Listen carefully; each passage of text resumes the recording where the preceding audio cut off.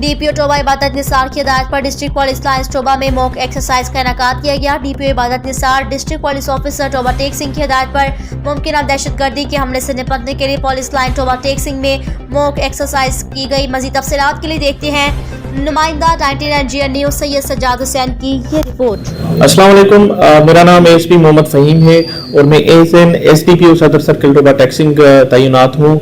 आज district police Toba Tek Singh में की पुलिस लाइन्स में एक मॉक एक्सरसाइज की गई, जो मॉक एक्सरसाइज काउंटर टेररिज्म से रिलेटेड है। इस मॉक एक्सरसाइज में मुख्तलिफ जो कानून नाफिज करने वाले इदारे हैं उन्होंने हिस्सा लिया। इसमें जैसे कि एलीट फोर्स और district police Toba Tek Singh 1122 rescue और इसके अलावा बाकी जो कानून नाफिज करने वाले इदारे हैं उन्होंने हिस्सा लिया।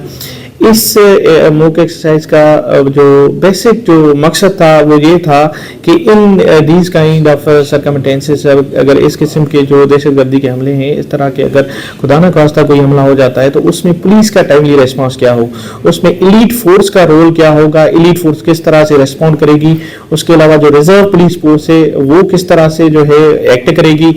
और इन केसेस में अगर कोई बंदा जख्मी हो जाता है, अगर हमारी फोर्स का कोई बंदा जख्मी हो जाता है या कोई सिटीजन हमारा जख्मी हो जाता है, कोई आम आवाम जख्मी हो जाती है, तो उसको किस तरह से जो है 1122 वाले रेस्क्यू करेंगे।